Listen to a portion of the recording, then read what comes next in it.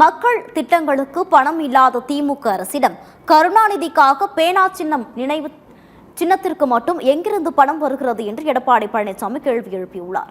மக்களை காப்போம் தமிழகத்தை மீட்போம் சுற்றுப்பயணத்தில் கோவில்பட்டியில் மக்கள் மத்தியில் உரையாற்றிய அதிமுக பொதுச் செயலாளர் எடப்பாடி பழனிசாமி காவிரி வைப்பாறு திட்டத்தை திமுக அரசு கிடப்பில் போட்டுவிட்டதாக குற்றம் சாட்டினார்.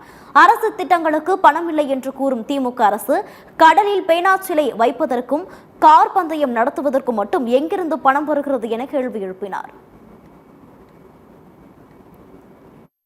எழுதாத பேனாவை கடல்ல கொண்டு போய் 2 கிலோமீட்டருக்கு அப்புறம் 2 கிலோமீட்டர் தொலைவில் எழுதாத பேனா போய் 82 கோடி செலவு பண்ணி வைக்கலாமா?